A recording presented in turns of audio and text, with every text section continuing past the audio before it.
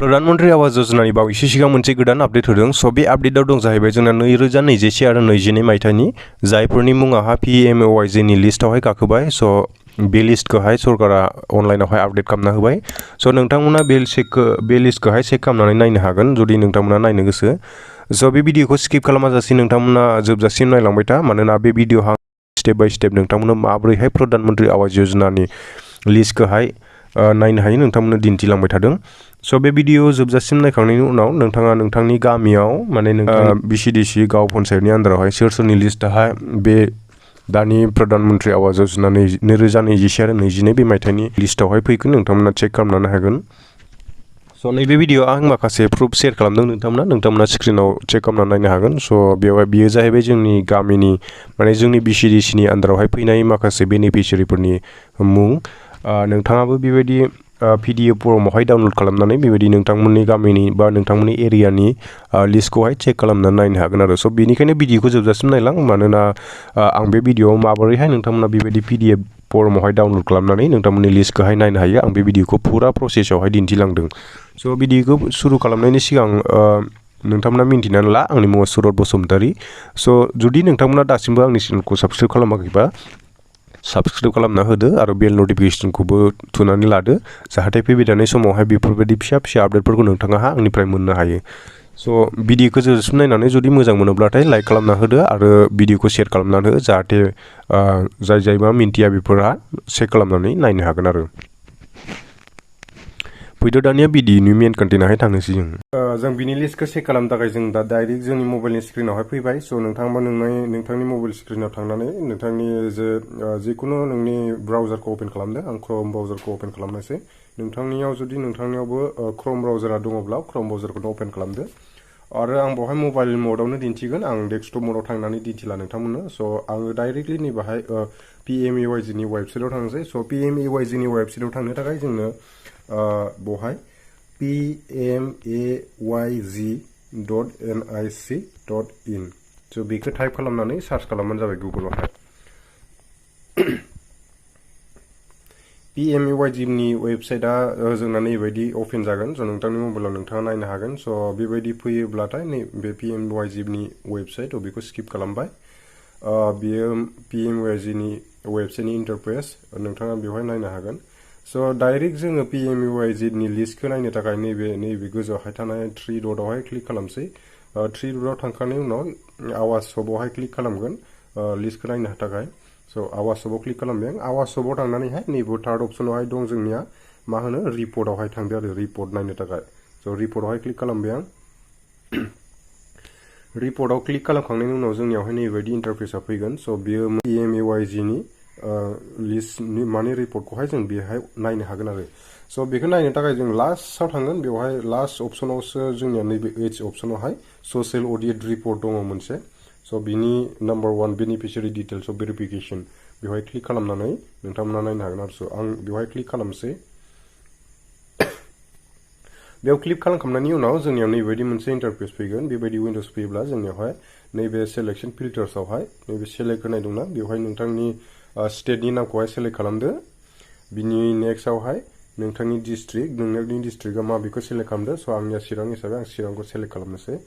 स' बिनि उनावहाय नैबावहाय मा होनो बिदिखौ सार्कोल आरो नोंथांमोननि सार्कोलखौहाय सेलेक्ट खालामदो मा गोग्लैयो।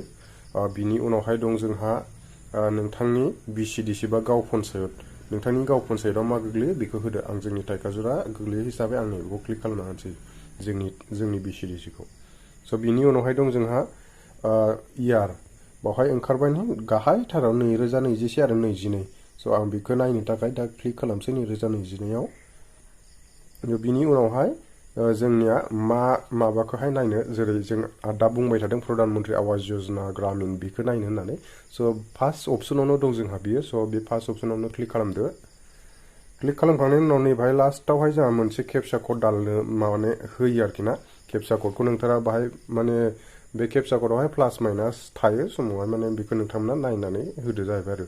दा आं बेवहाय माइनासनि भेलु दंबा 82 - 70 नालाय, दा बावहाय 12 माबाखौ आं बिनि माबाखौ होबाय आरोखि। बिखौ होनानै साबमिट खालामदो।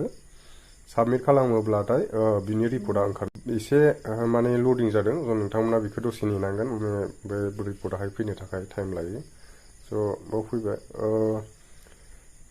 दा नुनो मोनदों नोंथांमोना डाटा नट फाउन्ड माने बेनि ओंथिया जाहैबाय माने जोंनि एरियायाव माने जोंनि एरियानि बा जोंनि लिस्टखौ दा बे अनलाइनावहाय आपडेट खालामथ'वाखै आरोखि नोंथांमोना नोंथांनि जायगायावहाय आपडेट खालामोब्ला बेवहाय नैबे डाटा नट फाउन्डआवहाय बिनि रिपर्टआ फैगोन आरोखि बेखौ सिन्था खालामनाङा नोंथांमोना जुदि नोंथांमोननि गामियावहाय आपडेट खालामोबा बियो फैगोन 2021 आरो 22 मायथाइनि लिस्टखौहाय दा जोंनियावहाय होआखै गोबां जायगानिया होबाय आं दा बिखौ नायालासिनो जास्ट नोंथांनो डेम' 2020 आरो 21नि माबाखौहाय दिन्थिनोसै आरो होमबा आं दा बेखौ दिन्थिनो थाखाय नोंथांमोननो नैबेयाव 2021 आरो 22नि माबाखौ मायथाइखौहाय चेन्ज खालामनानै होनोसै बाव चेन्ज खालामखांनायनि उनावहाय आरो गोदानै नैबेयावहाय प्रधान मन्त्रि आवास योजनायाव क्लिक खालामफिननोसै बिनि उनावहाय नैबे केप्चानि भेलुखौ होनोसै दानिया प्लास फैबाय नैबे केप्चायावहाय 11 + 10 21 जायो स' आं बेखौ होबाय होनानै साबमिट खालामदो डाइरेक्ट नोंथांमोना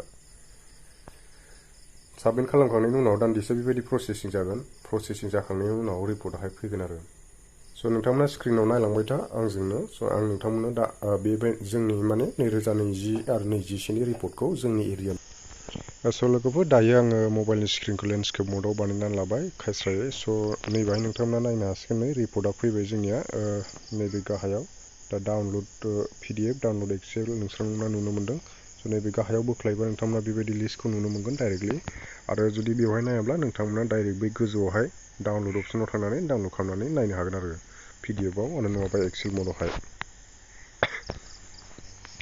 स' आं दायो डाइरेक्ट बेखौ डाउनलड खालामनानै नोंथांमोननो दिन्थिनोसै नैबे गोजौआवहाय थांदो नोंथांमोना बेवहाय डाउनलड PDFआवहाय क्लिक खालामदो PDFआव डाउनलड खालामनो थाखाय आरो जुदि नोंथांमोना एक्सेल फर्मआवहाय डाउनलड खालामनो थ' बै गोजौनि एक्सेल गोथाङावहाय थुनानै क्लिक खालामबानो जाबाय आं दा PDF डाउनलड खालामबाय PDF डाउनलड खालामखांनानै आं दा PDFखौ अपेन खालामनोसै नोंथांमोननो स' लोगोफोर बेयो जोंनि एरियानि लिस्ट बेबायदि फर्मआवहायनो नोंथांमोनाबो नोंथांमोननि गामिनि लिस्टखौहाय चेक खालामनानै नायनो हागोन स' लोगोफोर बे भिडिअ'आ बिसिमल' स' गोबां जायगायावनो जोंनि दासिमबो माने PMAY-G नि लिस्ट माने 2021 आरो 22नि लिस्टखौहाय रिलिज खालामाखै होनना बुंदों स' नोंथांमोना बेखौ सिन्था खालामनाङा माखासे समनि उनावहाय बियो आपडेट जानो हागौ माने गोबां जायगा खालामबाय नाथाय माखासे जायगा दासिमबो खालामाखै होनना बुंदों आरोखि ना माने बैखौ रिपर्टखौहाय रिलिज खालामाखै स' नोंथांमोना माखासे समनि उनाव बे एखे प्रसेसैनो चेक खालामफिननानै नायनो हागोन आरो 21 आरो 22नि लिस्टखौहाय स' भिडिअखौ नोंथांमोना माबायदि मोनदों बेखौ कमेन्ट बक्सआव लिरनानै हरदो आरो मोजां मोनदोंब्ला लाइक खालामदो शेयार खालामदो